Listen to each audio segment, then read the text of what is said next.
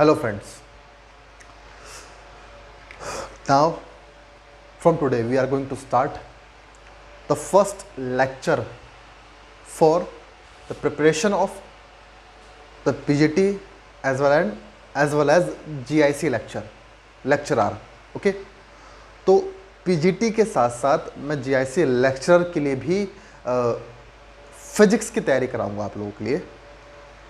और यहाँ पे मेरा जो मेन मोटिव होगा फिज़िक्स में आपका सिर्फ और सिर्फ सिलेबस कंप्लीट करने का, कि फिज़िक्स में आपका जो पूरा सिलेबस है हर टॉपिक आपका फिनिश हो जाए और साथ ही साथ हर टॉपिक के बेसिस पे कुछ क्वेश्चंस हो जाएं आपके। यही मेरा मेन मोटिव है, ठीक है।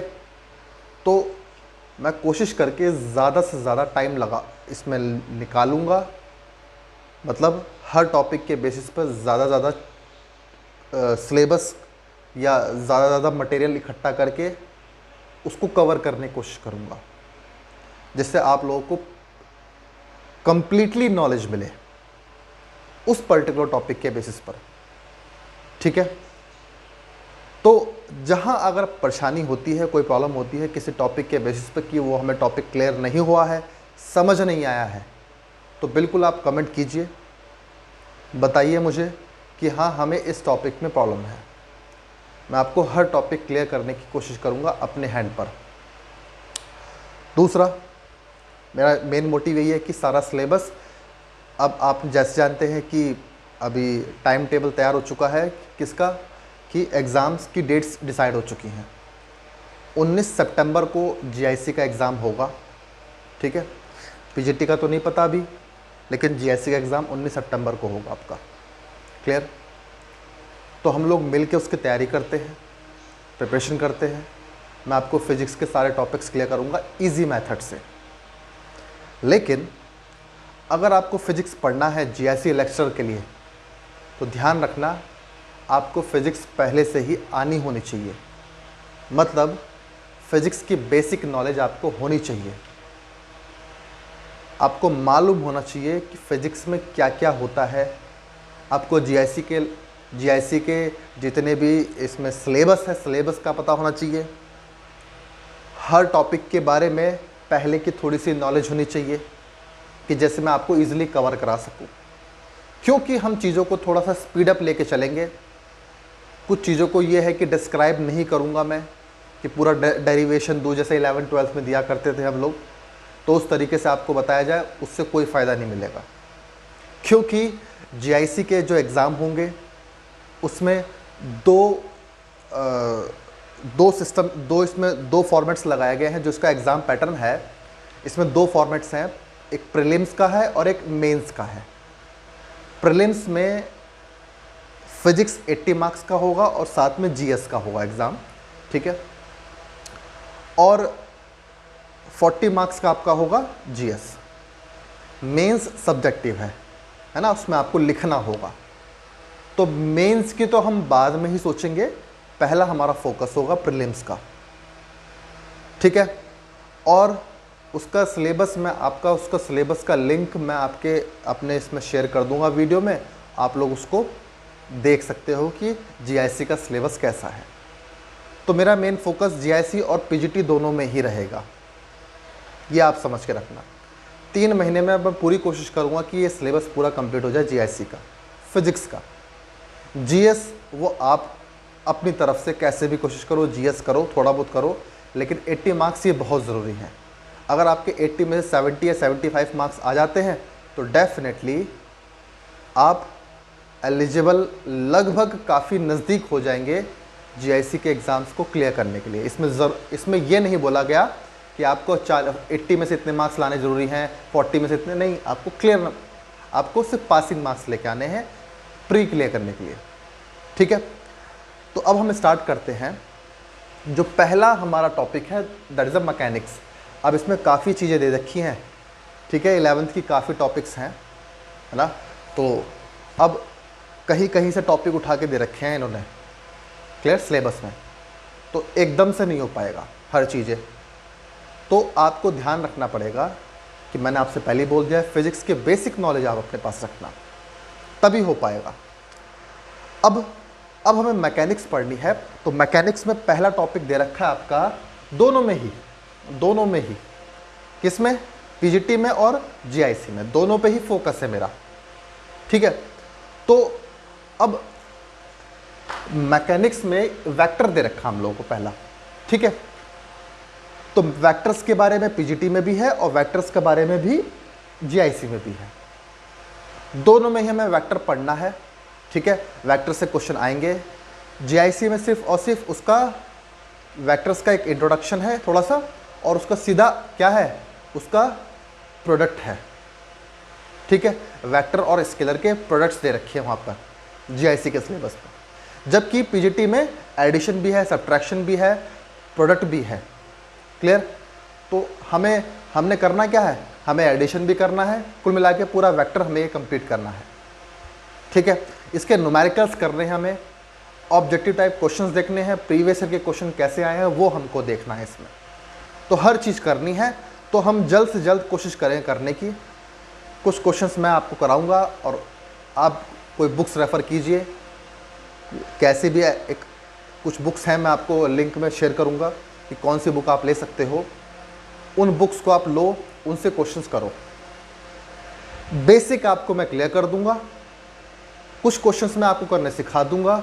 इससे क्या होगा, आप उन बाकी क्वेश्चंस को करने की कोशिश कर सकते हो, आप तब वहाँ पे आप एफर्ट्स लगा सकते हो, ठीक है। तो अब हम स्टार्ट करते हैं। पहला टॉपिक है हमारा वेक्टर्स, ठीक है। तो firstly we are going to start vectors. किस लिए, क्या होती हैं वेक्टर्स। देखो, हम अपने नेचर में जब हम अपने नेचर में बहुत सारी चीज़ों को देखते हैं, हम अपने नेचर के कंपोनेंट्स को देखते हैं। नेचर में कंपोनेंट्स क्या है, नेचर के कंपोनेंट्स कौन है, जो भी चीज़ें आपको अपने सामने दिखती हैं, ठीक है। चाहे वो आपका मोबाइल फ़ोन क्यों ना हो, चाहे वो मेरे हाथ में मार्कर क्यों ना हो, चाहे वो पेड़ पौधे, सूरज, सब कुछ नेचर के कंपोनेंट हैं। और इस नेचर के कंपोनेंट्स के पास कुछ कैरेक्टरिस्टिक होती हैं, जैसे मास है, ठीक है, लेंथ है, टाइम है, ठीक है।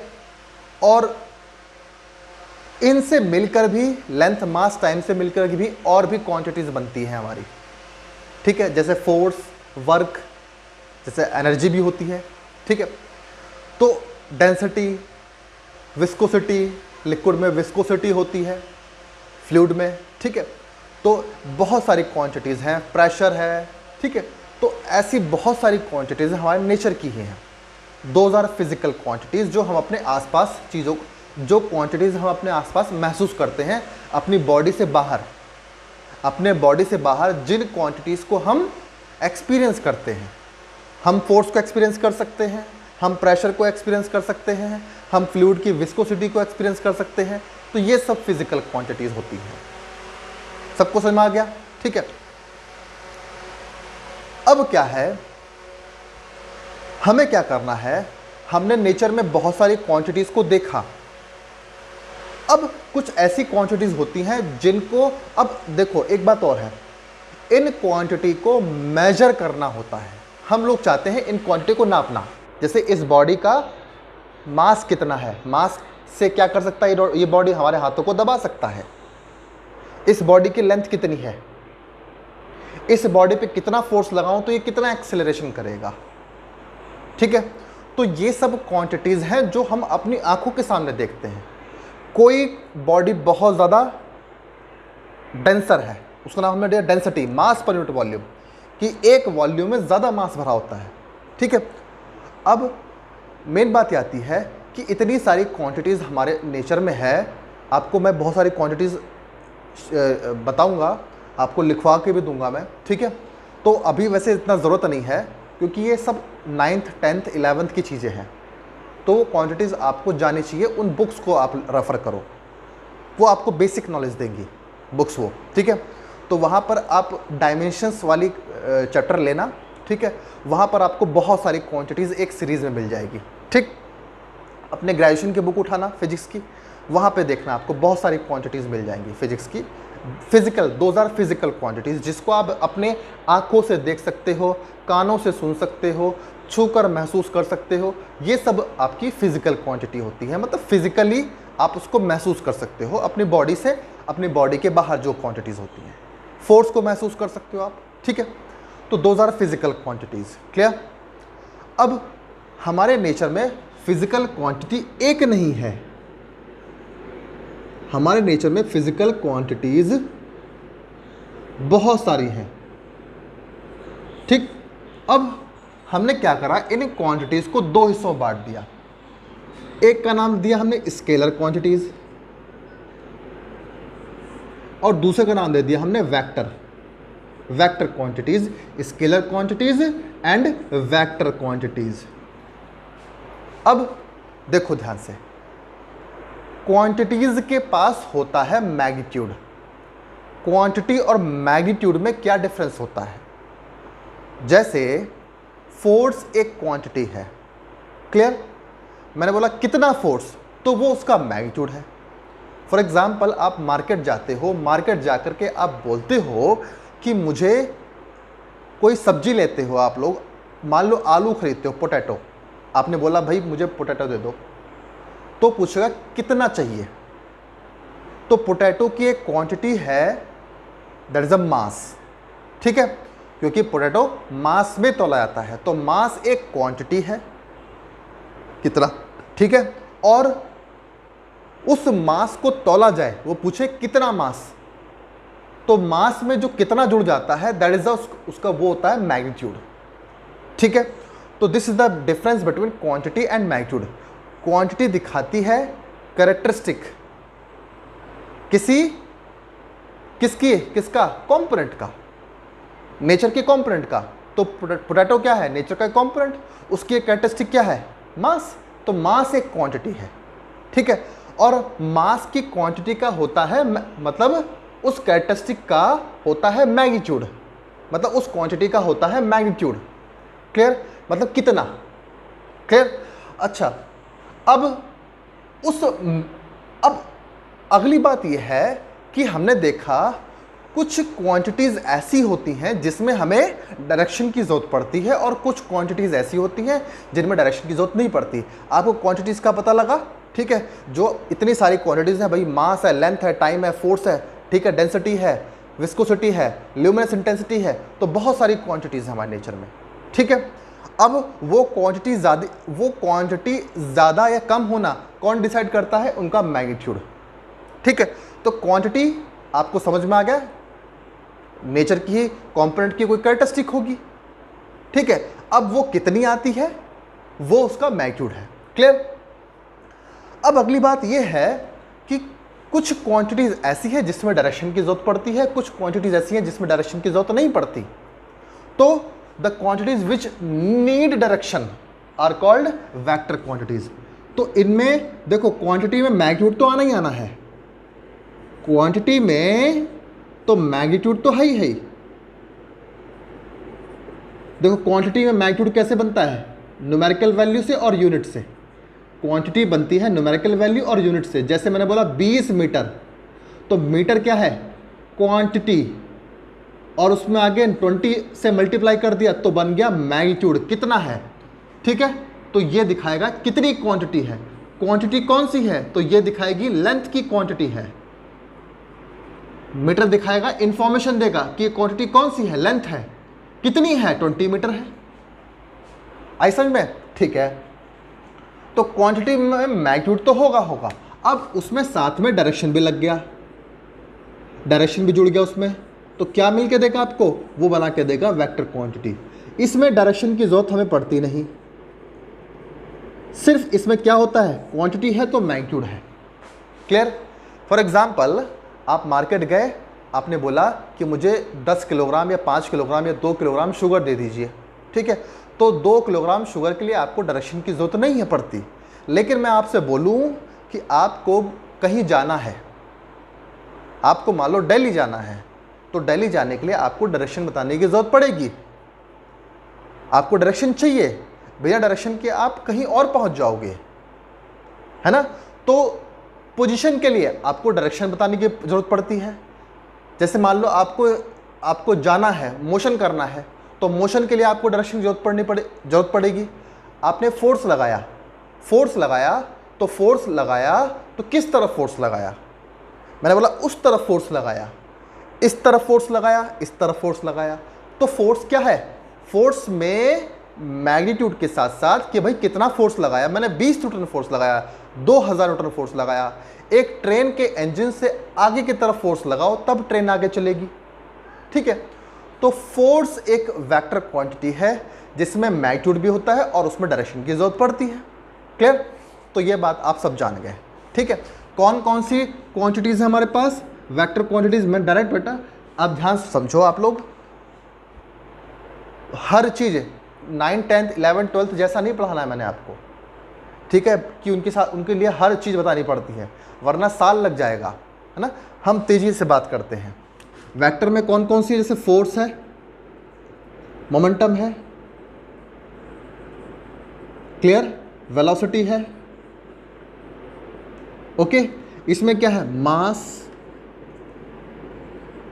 टाइम, डेंसिटी,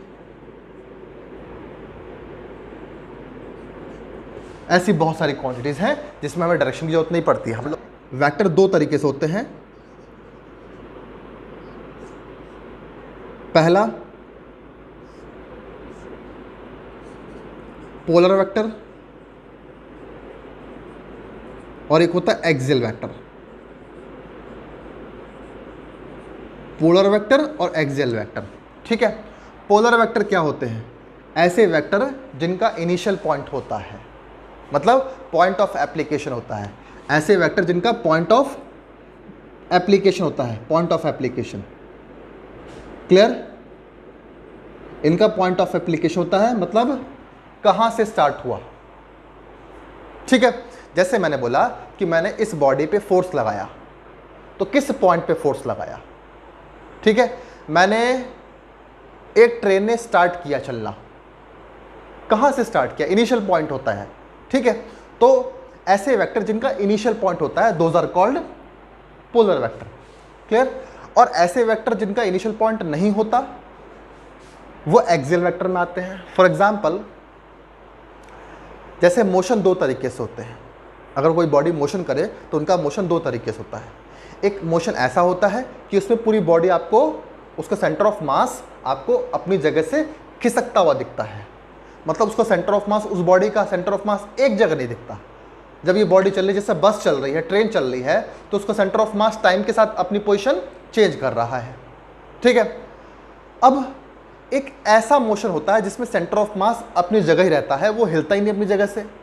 जैसे फैन चल रहा है, तो फैन चल रहा है तो चल के कहीं जा नहीं रहा है, वो अपनी जगह है, तो उसका सेंटर वहीं का वहीं पे है, ठीक है। बाकी सब चीजें देखो, ये ऐसा मोशन, इसका सेंटर क्या है, अपनी जगह पर है, ठीक है। और बाकी सब पॉइंट्स इस सेंटर के चारों तरफ चक्कर लगा रहे हैं, तो बाकी सब पॉइंट इस सेंटर के चारों तरफ चक्कर लगा रहे हैं, तो उस पॉइंट को, उस पॉइंट से एक लाइन पास होगी, दैट इज अ, उसको हम क्या बोलेंगे, एक्सिस। एक लाइन वहां से पास कर दो, उसको हम बोलेंगे एक्सिस, ठीक है। और उस एक्सिस के चारों तरफ सारे पार्टिकल, पूरी बॉडी रोटेशन कर रही है, तो उसको हम बोलेंगे axis of rotation, that is called axis of rotation. ध्यान सुनना आप लोग, मैं आपको सारे पॉइंट्स बताऊंगा, ठीक है। एक एक टॉपिक के बेसिस पर मैं वीडियोस बनाऊंगा, क्लियर, वो सब आप देखोगे।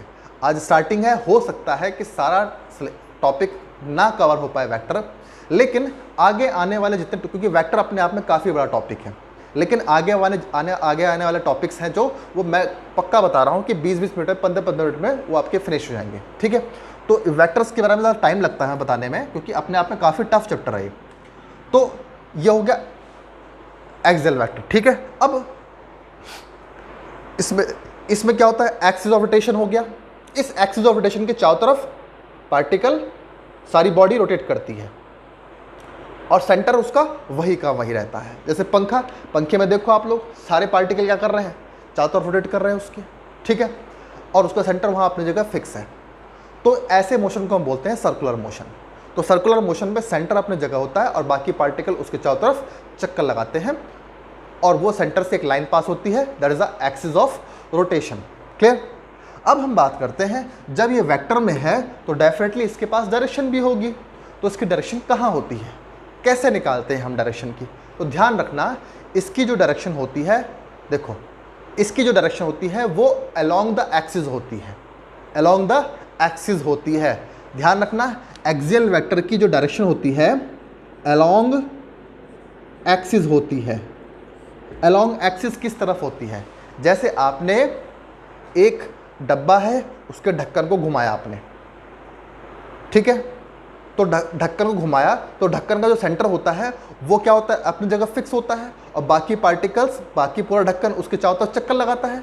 तो लेकिन आपने देखा कि जब ढक्कन को ऐसे घुमाया तो ढक्कन ने मोशन किस तरफ किया? ऊपर की तरफ। घुमा तो उसको ऐसे रहे हो और जा किस तरफ रहा है? ऊपर की तरफ। ऐसे घुमाओगे तो जाएगा किस तरफ? नीचे की तरफ जाएगा। तो एक्सिस कैसी है? एक्सिस ऐसी है उसकी।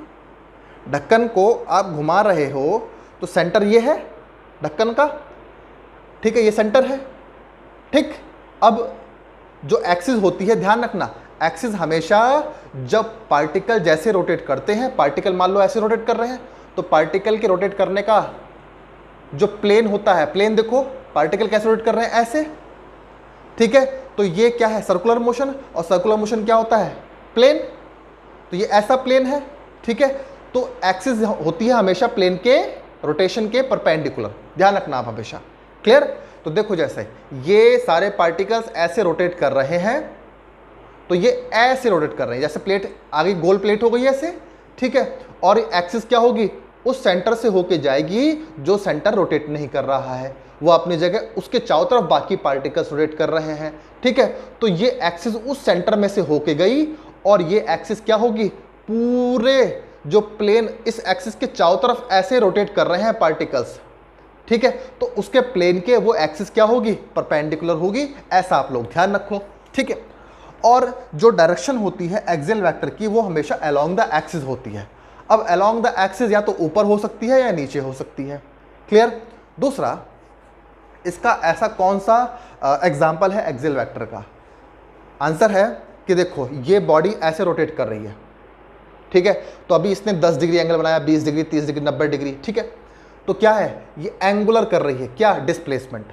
और एंगुलर डिस्प्लेसमेंट चलने के लिए एंगुलर वेलोसिटी होती है। तो ये क्योंकि ये एंगुलर मोशन है, तो एंगुलर मोशन में एंगुलर डिस्प्लेसमेंट होगा, और एंगुलर डिस्प्लेसमेंट करने के लिए एंगुलर वेलोसिटी है, ठीक है। क्योंकि सर्कुलर मोशन में सब एंगल में ही चलते हैं, ठीक है। तो angular displacement, angular velocity, angular acceleration, ये हर चीज़ में हमने एंगुलर जोड़ दिया इसमें, ठीक है। एंगुलर नाम और लगा दिया हमने इसके आगे, ठीक है। तो अब आपको ये बात समझ में आ गई है ना? तो अब जो ये एंगुलर वेलोसिटी होती है, एंगुलर वेलोसिटी किसके पास होती है? जो चीज़ रोटेट करती है, जो चीज़ घूमती है, जो चीज़ रोटेट करती है, उसके पास क्या होती है? एंगुलर वेलोसिटी, ठीक है। या एंगुलर डिस्प्लेसमेंट होता है। कितने एंगल चल दिया, कितने एंगल चल दिया। एंगुलर में क्या स्पेशलिटी होती है कि सेंटर नहीं खिसकेगा अपनी जगह से, सेंटर वहीं का वहीं रहेगा, ठीक है। और उस सेंटर से एक लाइन पास होगी जो कि एंगुलर के प्लेन के परपेंडिकुलर होगी। उस लाइन को हम बोलते हैं एक्सिस ऑफ रोटेशन, ठीक है। और जो डायरेक्शन होती है वो अलोंग द एक्सिस होती है। क्लियर? अब उसकी डायरेक्शन हम कैसे निकालेंगे? ध्यान से सुनो। देखो उसकी डायरेक्शन हम निकालेंगे राइट हैंड कर्ल रूल से। Right hand curl, by the right hand curl rule we can find the direction of rotational motion when a body is circulating, circular motion, when the body is in circular motion, एक body circular motion में है, तो उसकी direction आप कैसे निकाल सकते हो? By right hand curl rule, ठीक है। Suppose this body is rotating in this direction, okay.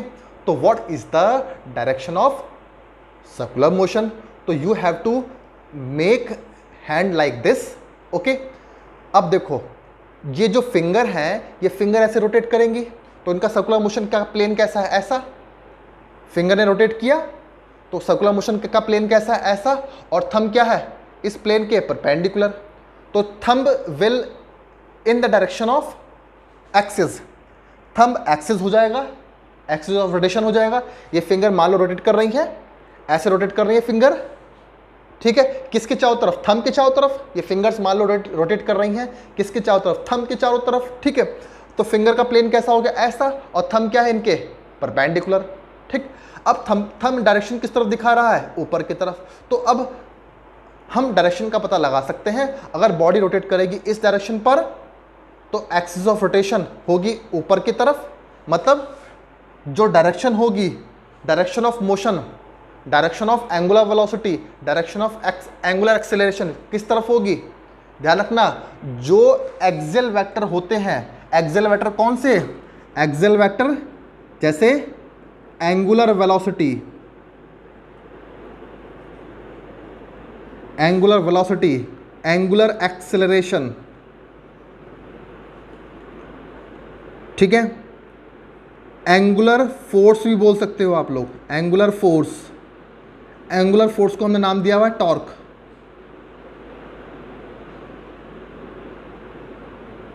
ठीक है,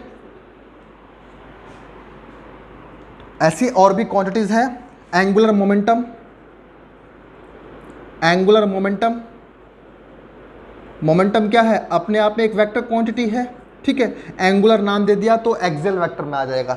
अब इन सब की डायरेक्शन कैसे निकालोगे, राइट हैंड कर्ल रूल से। ठीक है, अब कोई भी बॉडी जैसे रोटेट कर रही है उसके रोटेशन के डायरेक्शन पे आप अपनी फिंगर रोटेट करो, जिस तरफ थंब होगा उस तरफ उसकी वेक्टर की डायरेक्शन होगी, उस तरफ उस वेक्टर की डायरेक्शन होगी। कौन सा वेक्टर, कोई सा वेक्टर निकाल लो आप लोग।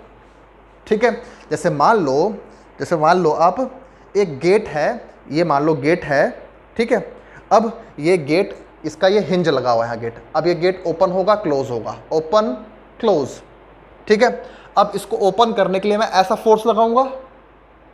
ठीक है, तो इसका रोटेशन कैसा हुआ, इसका रोटेशन इस तरफ हुआ, क्लियर। तो इसका देखो, ये इसकी एक्सिस ऑफ रोटेशन है, क्योंकि ये गेट इसके चारों तरफ ही रोटेट करेगा, क्लियर। तो इसकी एक्सिस ऑफ रोटेशन किस तरफ है, इस तरफ। तो इसका रोटेशन कैसा हुआ, गेट का इस तरफ। तो बताओ एक्सियल वेक्टर की डायरेक्शन किस तरफ हुई, ऊपर की तरफ, क्लियर। अगर इसका रोटेशन इस तरफ होता तो एक्सियल वेक्टर की डायरेक्शन किस तरफ होती, नीचे की तरफ। क्या इतनी बात आपको समझ में आ गई, बिल्कुल समझ में आ गई होगी, कोई बहुत बड़ी बात तो नहीं है। आप लोग पहले ही सब मास्टर डिग्री पे हो, है ना, आपने एमएससी सब ने कर रखा है, तभी तो आप जीआईसी का एग्जाम दोगे, पीजीटी का एग्जाम दोगे, ऐसे थोड़ी दे दोगे। तो आप फिजिक्स से एमएससी किया हुआ है, आप मास्टर हो इस मामले में, तो डेफिनेटली आपको ये बेसिक बातें सब पता होंगी। नहीं भी पता है तो कोई बात नहीं, अब समझ में आ गया आप लोगों को, बिल्कुल समझ में आ गया। मेहनत करोगे तभी मिलेगा। ठीक है, हमें वेक्टर को रिप्रेजेंट किस तरीके से करना है, अब हम वो बात करते हैं। ठीक है, मैं इसको रफ कर रहा हूँ, अगर आपको जो लगता है नोट करना है तो नोट करो, ज़रूरी है। ठीक है, आप ये समझ के रखना, मैं आपको एक एक पॉइंट बताऊंगा, ठीक है, हर टॉपिक के बेसिस पर। और आप खुद भी कोशिश कीजिए करने की, है ना, खुद भी बुक्स उठाओ, उसे पढ़ो, पिछली चीज़ों को रिवीजन करो। ठीक है, मेहनत एक बार होती है, बार बार तो नहीं होती, एक बार कर दोगे तो फिर लाइफ सेटल हो जाएगी हमारी, और कुछ नहीं होगा। ठीक है, अब क्या करना हम लोगों को, वेक्टर को रिप्रेजेंट कैसे करते हैं, देखो रिप्रेजेंट कैसे करना है। जैसे मैंने बोला, एक बॉडी पे फोर्स लगाया मैंने, तो फोर्स लगाया, तो फोर्स को, अब force is a vector quantity, तो वेक्टर क्वांटिटी को कैसे रिप्रेजेंट करोगे, ये एफ लगा फोर्स। ठीक है, अब ये वेक्टर कैसे पता लगेगा, तो उसके ऊपर आपको ये एरो लगाना पड़ेगा। ये बातें आपको पहले से ही पता है, मैं जानता हूँ। तो this is a vector quantity, जैसे एक क्वांटिटी ए है, ये वेक्टर है, तो उसके ऊपर एरो लगा दोगे। ठीक, अच्छा, वेक्टर क्वांटिटी के पास क्या स्पेशलिटी होती है कि उसके पास डायरेक्शन भी होता है और उसके पास मैग्नीट्यूड भी होता है। तो अगर मैं इस वेक्टर क्वांटिटी का सिर्फ मैग्नीट्यूड की बात करूंगा तो उसके लिए क्या करूंगा, ये मॉडुलस लगा दूंगा। ठीक है, तो मॉडुलस क्या दिखाएगा, इसका वेक्टर क्वांटिटी का सिर्फ मैग्नीट्यूड, वेक्टर क्वांटिटी का सिर्फ मैग्नीट्यूड दिखा देगा। मतलब मॉडुलस लगाने से आपको सिर्फ स्केलर मिलेगा, और स्केलर के पास सिर्फ क्या होता है, मैग्नीट्यूड ही होता है। ठीक है, तो आप मॉडुलस लगा दोगे तो डायरेक्शन नहीं मिलेगी, आप सिर्फ मैग्नीट्यूड को ही लेके बात करोगे। क्लियर। अब हमें इसको दिखाना कैसे है, क्योंकि हम जानते हैं वेक्टर हमें तो नोटबुक में पढ़ना है, हमें तो डायरेक्शन के साथ पढ़ना है वेक्टर्स को, तो डायरेक्शन दिखाने के लिए हम एरो का यूज़ करते हैं। ठीक है, तो हम अपने कॉपी पेन में बोर्ड पर एरो बना करके हम वेक्टर क्वांटिटीज़ को रिप्रेजेंट करेंगे। जैसे मैंने बोला एक बॉडी पे 10 न्यूटन का फोर्स लगाया मैंने, किस तरफ लगाया, ठीक है। अब 10 न्यूटन और किस तरफ, ये कैसे पता लगेगा, तो ये रहा एरो, ठीक है। जैसे ये हमारा होता है ईस्ट वेस्ट नॉर्थ साउथ, आपने ईस्ट की तरफ फोर्स लगाया, कितना फोर्स लगाया, 10 न्यूटन का फोर्स लगाया, ठीक है। मान लो आपने 10 न्यूटन का फोर्स लगाया ईस्ट की तरफ, ठीक है। अब मैंने बोला कि अब मैंने इसका डबल कर दिया, मैंने 20 न्यूटन का फोर्स लगा दिया, ईस्ट की ही तरफ लगाया है। तो अब देखो ध्यान से, ये एरो बड़ा हो जाएगा, पहले से डबल हो जाएगा। इसका मतलब एरो की लंबाई आपको दिखाएगी मैग्नीट्यूड, एरो की length will show you the magnitude, clear. और इसके आगे जो ये एरो ये लगा हुआ है, ठीक है, इसका ये देखो, इसको हम बोलते हैं टेल और ये होता है हेड, टेल हेड, ठीक है। तो जो हेड होता है वो डायरेक्शन दिखाता है और टेल से लेके हेड तक की जो दूरी होती है, जो गैप होता है, वो मैग्नीट्यूड में होता है। आपको बात समझ में आ गई, ठीक है, इतना हमें पता लग गया, ठीक। अच्छा, अब हम बात करते हैं यूनिट वेक्टर की। यूनिट वेक्टर, ठीक, बड़े तेज़ी से चलते हैं हम लोग, चीज़ों को रिवीजन भी हो जाएगा आप लोगों का, चीज़ें समझ में आ जाएंगी आप लोगों को, ठीक है, फालतू बातें नहीं है हमारे लिए, ठीक है। अच्छा, अब यूनिट वेक्टर, यूनिट वेक्टर क्या होता है, ज़रा इसको देखो ध्यान से। पहले मैंने आपसे बोला कि आप मार्केट में जाओ और मार्केट में जा कर के आप एक सामान लेके आओ। वो सामान क्या है, फॉर एग्ज़ाम्पल आप घर में वायरिंग करनी है, तो वायरिंग के लिए आप कम से कम 100 मीटर वायर ले आओ, 100 मीटर तार लगेगा यहाँ पे पूरी वायरिंग के लिए, ठीक है, और अच्छी वाली वायर लाना, ठीक। तो कोई ठीक है भाई, आप मार्केट में गए, मार्केट में जा कर के आपने बोला भाई 100 मीटर वायर दे दो, ठीक है। तो ठीक है भैया, कौन सी वायर दे दूँ, अच्छी वाली वायर दे दो, हैवेल्स की वायर दे दो हमें। अच्छा, तो आप उससे पहले क्या पूछोगे, आप उससे पूछोगे कि यूनिट वायर की कॉस्ट कितनी है, यूनिट वायर की कॉस्ट कितनी है, मतलब पर मीटर कितना रुपए का है, वो होता है यूनिट।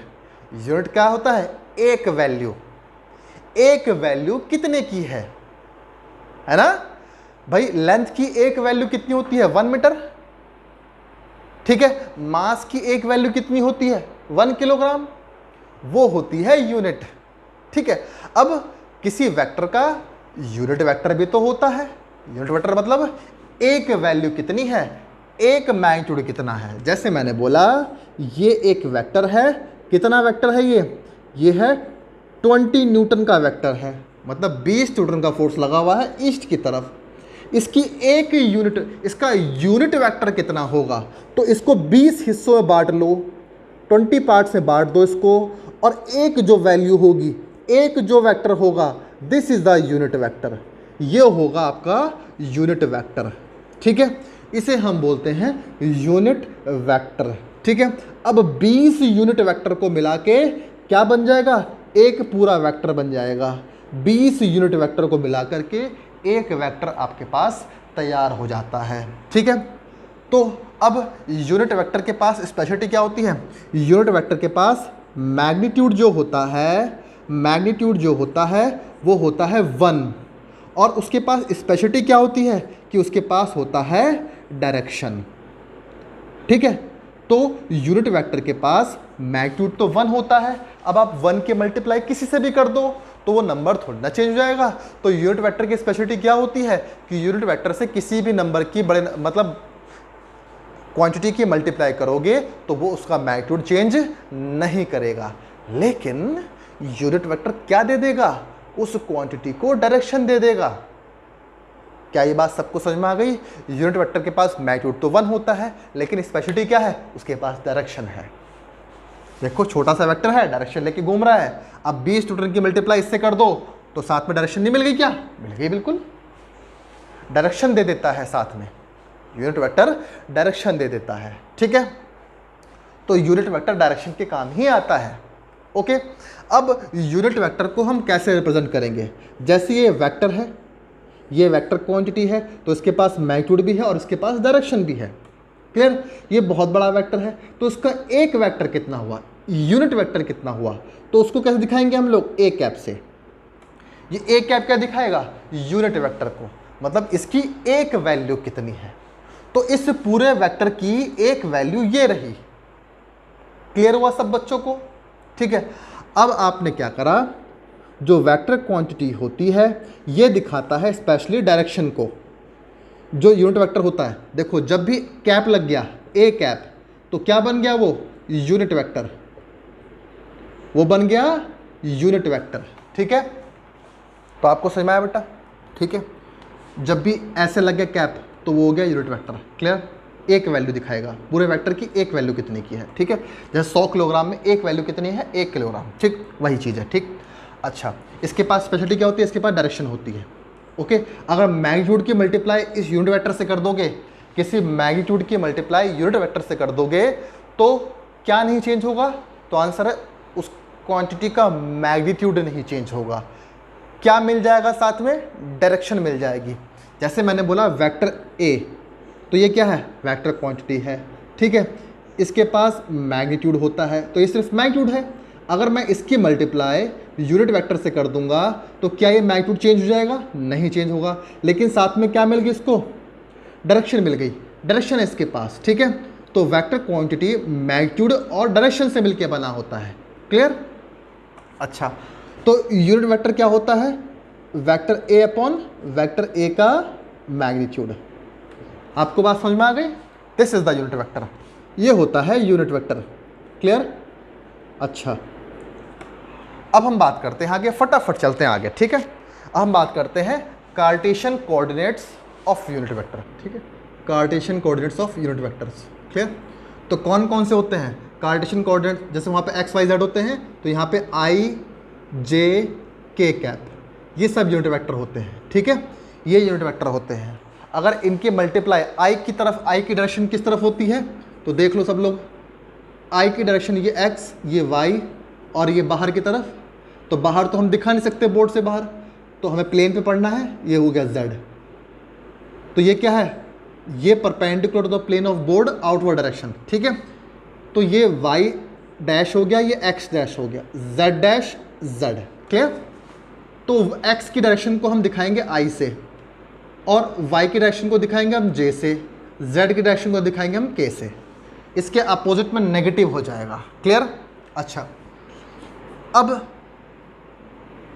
कोई भी वेक्टर इन तीनों से मिलके बना होता है। ठीक है, कि वो उसका कुछ पार्ट आई की तरफ भी हो सकता है, कुछ पार्ट जे की तरफ भी हो सकता है, कुछ पार्ट के की तरफ भी हो सकता है। अब कैसे हो सकता है, जरा इस पर ध्यान सुनो आप लोग। मैं एक पोजीशन वेक्टर की बात करता हूं। पोजीशन वेक्टर क्या मतलब, किसी ऑब्जेक्ट की पोजीशन की बात करता हूं।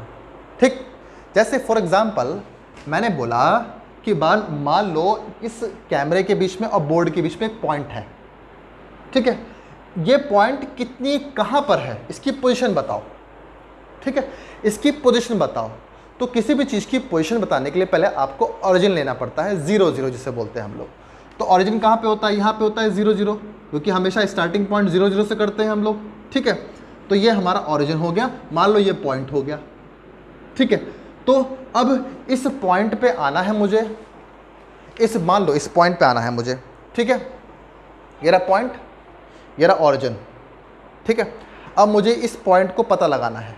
ठीक, अब मैं क्या करूँगा, इस तरफ है आई, ऊपर की तरफ है जे और आगे की तरफ कौन है, के।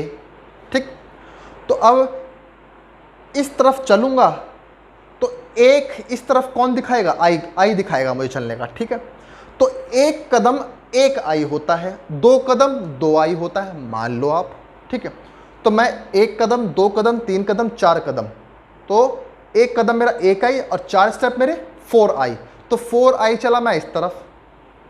अब मुझे क्या करना पड़ेगा, यहां से ऊपर चलना पड़ेगा, तो 1 2 3। ठीक है, तो 3 जे, ऊपर की तरफ कौन दिखाता है, जे, तो 3 जे चलना पड़ेगा ऊपर की तरफ। अब आगे की तरफ जाना पड़ेगा, 1 2, 2 के आगे की तरफ चलो। ठीक है, तो I J K, those are the unit vector, मतलब ए की वैल्यू कितनी है। अब इसके आगे मैं नंबर के मल्टीप्लाई कर दूंगा, मैं जैसे 4i plus 3j plus 2k। तो इसने क्या दिखा दिया, किसी ऑब्जेक्ट की पोजीशन दिखा दी आपको। आप एग्जैक्ट पॉइंट पर पहुंच जाओगे। फिर से देखो, एक क्वेश्चन देखो, एक एग्जांपल। मान लो एक बॉडी है, इस बॉडी पर मैंने एक फोर्स लगाया, इस बॉडी पर मैंने 4i फोर्स लगाया, 4i फोर्स लगाया इस बॉडी पर। तो बताओ ये बॉडी किस तरफ जाएगी, डेफिनेटली इस तरफ जाएगी। कितना, 1i इतना है, 2i, 3i, 4i, तो 4i फोर्स लगा उस तरफ। इस पर मैंने 5j भी फोर्स लगा दिया। 5j किस तरफ होगा, 5j ऊपर की तरफ होगा। तो इस पर 5j, 1j, 2j, 3j, 4j और 5j। 5j मैंने ऊपर फोर्स लगा दिया, 4i मैंने आगे की तरफ फोर्स लगा दिया, ठीक है। मैंने इस पर 2k फोर्स इधर भी लगा दिया मैंने, 1k 2k। अब बताओ ये बॉडी पर रिजल्टेंट फोर्स कितना होगा। तो इस बॉडी का रिजल्टेंट फोर्स होगा ये 4i plus 5j plus 2k, ठीक है। This is the Cartesian coordinates. इस तरीके से आप बॉडी पर फोर्स लगने वाला, या ये एक समुंदर है, नाव, इस पर एक बोट तैर रही है, क्लियर। इस पर एक झंडा लगा हुआ है, ठीक। अब समुंदर की वेलोसिटी इस तरफ है, क्लियर। मान लो ये आई है, बोट जा रही है इस तरफ, तो समुद्र में पानी की वेलोसिटी ऑफ रिवर इस तरफ है, वेलोसिटी ऑफ बोट इस तरफ है। हवा बह रही है, हवा किस तरफ है, विंड की वेलोसिटी उस तरफ है, वेलोसिटी ऑफ विंड। तो बताओ झंडा किस तरफ फहरेगा, किस तरफ लहरेगा, ठीक है। तो झंडा जो लहरेगा वो रिजल्टेंट की तरफ लहरेगा, मतलब इस पर फोर्स की तरफ लगा, रिजल्टेंट की तरफ फोर्स लगा, रिजल्ट की तरफ फोर्स लगा। वो रिजल्ट मैं बताऊंगा आप लोगों को रिजल्ट कैसे होता है, रिजल्टेंट हम कैसे निकालते हैं, हम लोग सम करके, वेक्टर सम भी होता है, वो हम पढ़ेंगे आगे। लेकिन अब हमें क्या करना पड़ा, अब हमें डायरेक्शन की जरूरत पड़ी ना। अब उस डायरेक्शन को हम किससे दिखाएं, इस डायरेक्शन को हम कैसे दिखाएं, इस डायरेक्शन को हम कैसे दिखाएं। तो सारी वेलोसिटीज का आपको ऐड करना पड़ेगा, ठीक है। उसके ऐड करने के कुछ तरीके हैं, कुछ कार्टेशियन कोऑर्डिनेट्स के तरीके हैं, ठीक है। तो ये सब आपको समझना पड़ेगा, क्लियर। तो ये कार्टेशियन कोऑर्डिनेट्स आपको समझ में आया है ना। इसका यूज करना हमको समझ में आया, यूज कैसे करना है, ठीक है।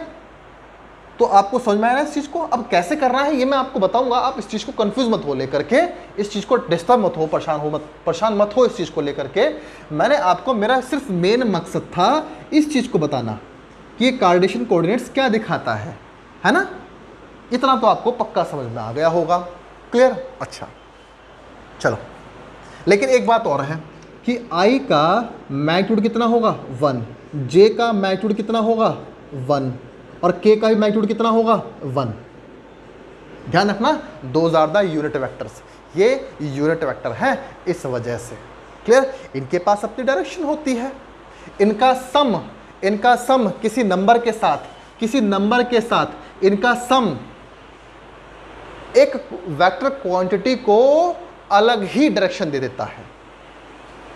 इनका सम किसी वेक्टर क्वांटिटी, अब जैसे ये ऑब्जेक्ट जा रहा है इस तरफ 10 की वेलोसिटी से, इसको 5 की वेलोसिटी उस तरफ भी जाना है, तो अब उधर भी जाना है, इधर भी जाना है, तो अब कहाँ जाएगा, इनके बीच में कहीं जाएगा। 10 की वेलोसिटी से ऊपर भी जाना है, तो अब इधर भी जाएगा, इधर भी जाएगा, ऊपर भी जाएगा। ये आपको समझ में आया, ठीक। इस तरीके से हम लोगों को निकालनी है वेलोसिटी, है ना।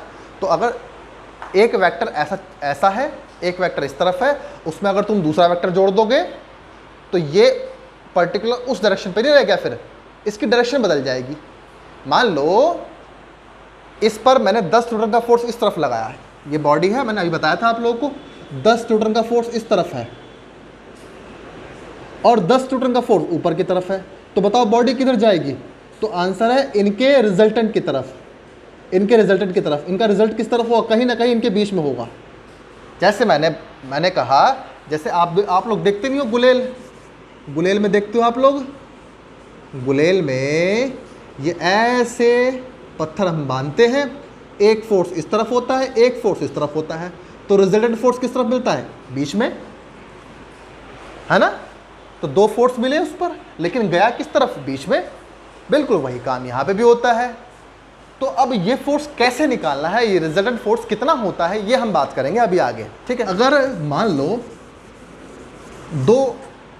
एक वेक्टर है 2i, या चलो मान ai plus aj,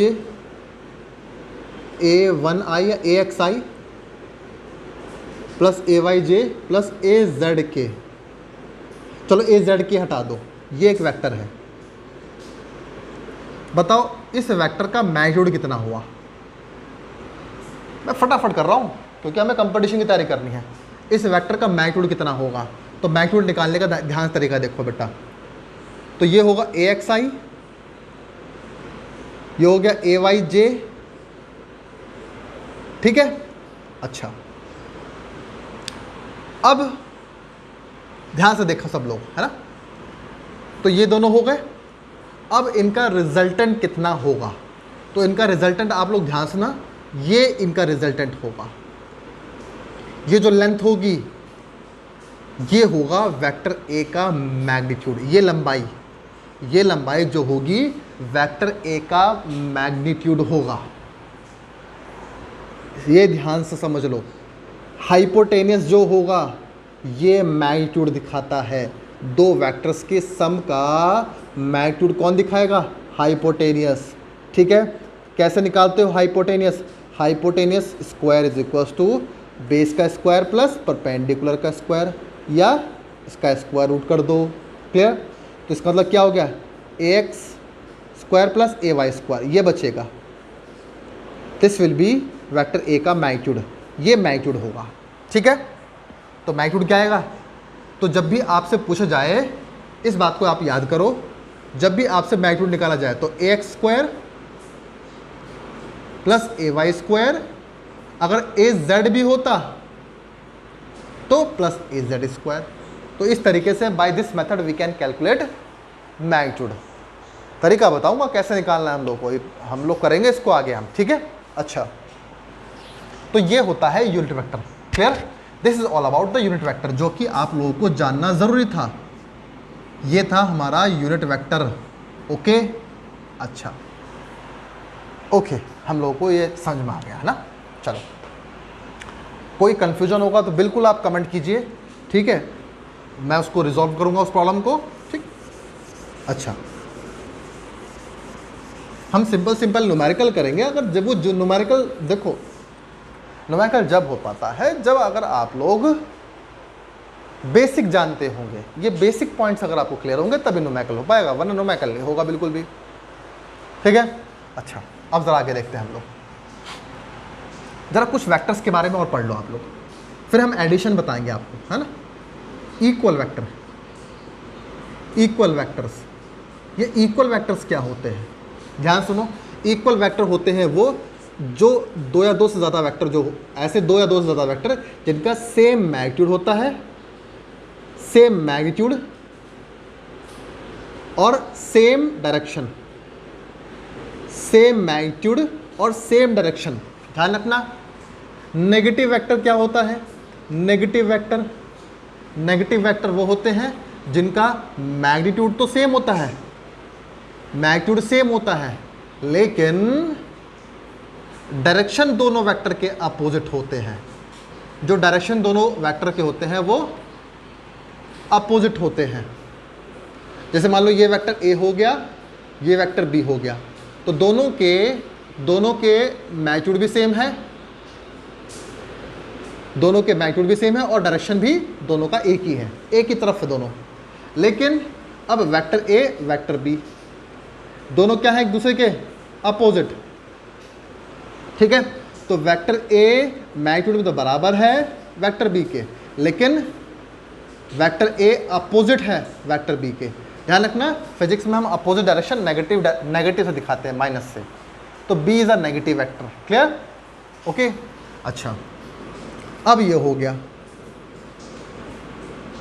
collinear vector. Collinear vector, ये कोलीनियर वेक्टर क्या होता है? तो कोलीनियर वेक्टर क्या होते हैं? जो एक ही लाइन में लगते हैं। ये सब क्या हो गए? Collinear vector. क्लियर? या ये सब वेक्टर, ये सब एक ही लाइन के वेक्टर हैं, क्योंकि आप वेक्टर को पूरे देखो, वेक्टर का सेम क्या करना है? वेक्टर क्या होता है? जिसमें डायरेक्शन नहीं चेंज होनी चाहिए, डायरेक्शन नहीं चेंज होनी चाहिए और मैग्नीट्यूड नहीं चेंज होनी, तो वेक्टर नहीं चेंज होगा। तो इसको आप इसके आगे बना सकते हो। तो एक ही लाइन पे लगने वाले वेक्टर, मतलब मैग्नीट्यूड तो भले अलग हो लेकिन उनकी डायरेक्शन एक जैसी होती है। 2000 कोलीनियर वेक्टर। ठीक है? अच्छा, इसमें देखो कोलीनियर वेक्टर को एक मैं एग्जांपल देता हूं, जैसे AXI या 20I प्लस 40I। तो दोनों क्या है? देखो मैग्नीट्यूड तो अलग अलग है दोनों का, लेकिन डायरेक्शन भी सेम है। That's why they are called collinear vector. ये कोलीनियर वेक्टर होंगे। ठीक है? एक होता है कोप्लैनर वेक्टर। कोप्लैनर, तो कोप्लैनर क्या होते हैं? जो एक ही प्लेन पे काम करते हैं। देखो बोर्ड से बाहर तो ना ये वेक्टर, बोर्ड के प्लेन पे ही हैं, ये x ये y, तो बोर्ड के प्लेन पे ही है दोनों vector. That's why they are called coplanar vector. ठीक है? जो एक ही प्लेन पे होते हैं, मतलब जैसे ये एक वेक्टर लगा हुआ है, ये एक वेक्टर लगा हुआ है, तो दोनों वेक्टर क्या है? इससे इस एक्सिस और इस एक्सिस से बाहर नहीं गए ना, इसके अंदर धंस गए, दोनों एक्सिस पर ही हैं। दोनों के दोनों वेक्टर इसी एक्सिस पर हैं। That's why they are called coplanar vector. अच्छा, अब अगला वेक्टर हम बात करते हैं। अगला वेक्टर हो गया को इनिशियल वेक्टर। को इनिशियल वेक्टर। ठीक है? को इनिशियल वेक्टर वो होते हैं जो कि जिनका इनिशियल पॉइंट एक ही होता है, जो एक ही पॉइंट पे काम करते हैं। मैंने आपको एग्जांपल दिया था, एक बॉडी पर 10 न्यूटन का फोर्स इस तरफ लगा, 20 न्यूटन का फोर्स इस तरफ लगा, ठीक है, 30 न्यूटन का फोर्स इस तरफ लगा। तो ये क्या है सब? ये को इनिशियल वेक्टर है। दीज आर को इनिशियल वेक्टर। अब समझ में आ गया आप लोगों को? बिल्कुल ठीक है, अच्छी बात है। ठीक है, अब ज़रा आगे देखते हैं हम लोग। ठीक, अब फाइनली एक लास्ट में और पढ़ लेते हैं हम लोग। इसको आप लोग लिख लेना वीडियो पॉज करके। ठीक है? लिख सको तो। नेक्स्ट है ज़ीरो वेक्टर। ज़ीरो वेक्टर और नल वेक्टर। Null vector. ठीक है? अगर बेटा, अगर आप लोगों को वेक्टर्स की ये नॉलेज नहीं थी तो फिर नहीं हो सकता, वेक्टर नहीं हो सकता, फिर आपसे न्यूमेरिकल नहीं कर सकते आप लोग। मैं आपको न्यूमेरिकल करने के बहुत सिंपल तरीके बताऊंगा, इसमें बहुत इजी मेथड्स बताऊंगा आप लोगों को। ठीक है? वो जब ही कर सकते हो जब आप ये सब चीज़ें जानते होंगे। ठीक है? अच्छा, नल वेक्टर क्या होता है? नल वेक्टर होता है ज़ीरो वेक्टर। मतलब जैसे मान लो ये एक वेक्टर है, ठीक है, अब मैंने क्या किया, इसमें एक एक करके कम करता गया, माइनस करता गया, ख़त्म करते करते करते मैंने इसको ज़ीरो कर दिया। तो डायरेक्शन तो वही थी इसकी। अब ऐसे वेक्टर जिनका मैग्नीट्यूड था तो वेक्टर ही था। ज़ीरो वेक्टर क्या होते हैं? जिनका मैग्नीट्यूड क्या होता है? ज़ीरो होता है। मैग्नीट्यूड ज़ीरो होता है। ठीक है? और डायरेक्शन क्या होती है? आर्बिट्रेरी।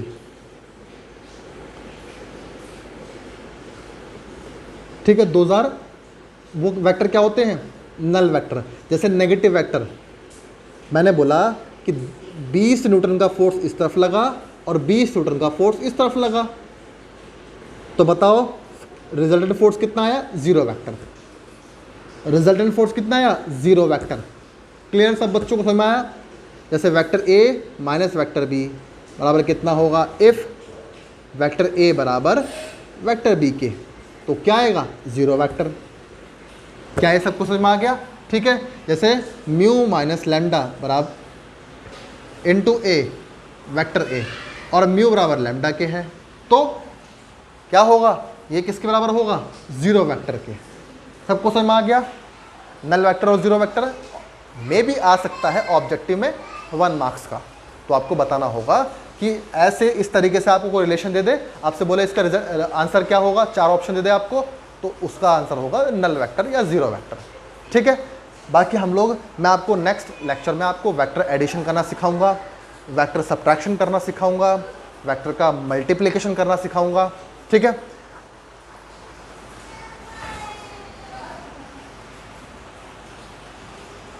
अच्छा एक काम करते हैं हम लोग, triangle law of vector addition 2 minute देख लेते हैं हम लोग। Triangle law of vector addition, triangle law of vector addition simple सा है। ठीक है, वेक्टर एडिशन देखो, वेक्टर एडिशन करने के 2 मेथड है, एक ट्राइंगल लॉ से, एक पैरेललोग्राम लॉ से। तो ट्राइंगल लॉ में क्या करते हैं, मतलब मान लो ये एक वेक्टर ए है, ध्यान रखना हम 2 से ज़्यादा वेक्टर को एक साथ नहीं जोड़ सकते, मतलब 3 वेक्टर को एक साथ नहीं जोड़ सकते। हम क्या करेंगे, दो वेक्टर को जोड़ेंगे, उससे एक बनेगा, फिर 2 वेक्टर को जोड़ेंगे, फिर उससे एक बनेगा। ठीक है, अब मान लो ये वेक्टर ए है, ये वेक्टर बी है। ठीक है, चलो ये रहा वेक्टर बी, इन दोनों को ऐड करना है ट्राइंगल लॉ से। कैसे करेंगे तो देख लो, बिल्कुल सिंपल तरीका। ये वेक्टर ए है, ये इसके इनिशियल होता है, ये फाइनल होता है। ठीक है, अब इसका ये इनिशियल, ये फाइनल, तो दूसरे वेक्टर जिसको वेक्टर ए से वेक्टर बी को जोड़ना है, हमें वेक्टर ए से वेक्टर बी को जोड़ना है। ठीक है, तो ध्यान रखना वेक्टर ए से वेक्टर बी को जोड़ने के लिए वेक्टर बी का वेक्टर ए के फाइनल, वेक्टर बी का जो इनिशियल होगा वेक्टर ए के फाइनल से आप मिला दो। ठीक है, तो वेक्टर बी का इनिशियल वेक्टर ए के फाइनल से आपने मिला दिया। ठीक है, अब जो इनिशियल था और फाइनल था ये आपको दिखाएगा रिजल्टेंट वेक्टर, ये आपको दिखाएगा vector A plus vector B, ये सम दिखाएगा दोनों का। जैसे मान लो एक आदमी यहाँ से यहाँ चला, फिर उसके बाद यहाँ से यहाँ चला, तो कितना चल दिया उसने, यहाँ से लेके यहाँ तक चल दिया, कितना डिस्प्लेसमेंट ट्रैवल किया उसने, तो जो डिस्प्लेसमेंट हुआ वो इतना हुआ। ठीक है, this is the triangle law of vector addition. तो ट्राइंगल लॉ सबको ऐड करना आ गया। मैं फिर से बोल रहा हूँ, देखो एडिशन में आपको फ्रीडम होती है वेक्टर्स को कहीं पे भी पूरे प्लेन में ले जाने की, लेकिन कंडीशन ये होनी चाहिए कि डायरेक्शन ना चेंज हो और मैग्नीट्यूड ना चेंज हो। मैग्नीट्यूड किससे दिखाएगा, लंबाई से। क्या डायरेक्शन चेंज हुई, डायरेक्शन नहीं चेंज हुई। अब जैसे मान लो ये वेक्टर ए है, ये वेक्टर बी है, दोनों को ऐड कर दो, तो वेक्टर ए और ये रहा, इसके फाइनल से हमने इनिशियल मिला दिया वेक्टर बी, तो ये हो गया vector A plus vector B. ठीक है, दिस इज द एडिशन। तो सबको एडिशन करना आ गया। मान लो ये एक वेलोसिटी है टुवर्ड्स ईस्ट, ठीक है, और एक वेलोसिटी है टुवर्ड्स वेस्ट या टुवर्ड्स नॉर्थ। बताओ रिजल्टेंट वेलोसिटी किस तरफ होगी, तो velocity of east plus velocity of north, जो भी है, मान लो नॉर्थ ये इस तरफ है, तो रिजल्टेंट वेलोसिटी किस तरफ होगी, तो इनिशियल से फाइनल को मिला दो, इस तरफ होगी, ये रिजल्टेंट वेलोसिटी हुई। मतलब फॉर एग्जांपल ये नदी है, नदी की डायरेक्शन किस तरफ है, ईस्ट की तरफ, और आदमी तैर रहा है नॉर्थ की तरफ, आदमी तैर रहा है नॉर्थ की तरफ, और नदी का बहाव किस तरफ है, ईस्ट की तरफ। तो बताओ आदमी किस तरफ जाएगा, बहाव तो इस तरफ है, velocity of river, velocity of man इस तरफ है, तो आदमी किस तरफ जाएगा, डेफिनेटली इस तरफ तैरेगा, सामने की तरफ तैरने की कोशिश करेगा, लेकिन पहुंचेगा किस तरफ, रिजल्टेंट की तरफ। देखो डायरेक्शन सेम ही नहीं सेम है, बिल्कुल सेम है। क्या ये बात सबको समझ में आ गई? ठीक है। अब अगर मैं सब्ट्रैक्शन की बात करूं तो चलो हैंड टू हैंड सब्ट्रैक्शन भी कर लेते हैं हम लोग। ठीक है, vector subtraction, subtraction of vectors. देखो जैसे vector A minus vector B करना है, तो इसको हम क्या कर सकते हैं, इसको भी हम एडिशन से ही कर सकते हैं। इस तरीके से कर सकते हैं, मान लो ये वेक्टर ए है, ठीक है, और ये वेक्टर बी है, दोनों को मुझे सब्ट्रैक्ट करना है। तो क्या करूँ, पहले आप vector A plus vector B निकाल लो। निकाल लिया आपने, ये आ गया आपके पास क्या, vector A plus vector B. लेकिन आपको तो vector A minus vector B करना है, तो वेक्टर बी का नेगेटिव वेक्टर कर दो। नेगेटिव वेक्टर किस तरफ होता है, अपोजिट। ठीक है, तो ये क्या हो गया, माइनस वेक्टर बी है ना। ये वेक्टर ए है, इसका नेगेटिव वेक्टर किस तरफ होगा, पीछे की तरफ। आप लोग पढ़ चुके हो अभी। तो ये अब दोनों को ऐड कर दो, इनिशियल से फाइनल मिला दो, दोनों को ऐड कर दो, तो vector A plus minus vector B. ठीक है, vector A plus minus vector B. ठीक है, तो ये क्या दिखाएगा, vector A minus vector B. Clear, this is the subtraction of vector. Clear, इस तरीके से। तो सब्ट्रैक्शन में क्या कर दोगे, सिर्फ वेक्टर का उल्टा कर दोगे और कुल मिला के ये एडिशन ही होता है। नेगेटिव वेक्टर करके एडिशन ही करना है आपको। सब्ट्रैक्शन कुछ नहीं होता, सिंपल वो एडिशन ही होता है नेगेटिव वेक्टर का। ठीक है, क्या ये सबको समझ में आ गया। अब हम नेक्स्ट लेक्चर में हम लोग पढ़ेंगे parallelogram law of vector addition. ठीक है, triangle law of vector addition आपको समझ में आ गया। इसके बेसिस पे कुछ न्यूमेरिकल कराऊंगा, फिर हम लोग बात करेंगे parallelogram law of vector addition.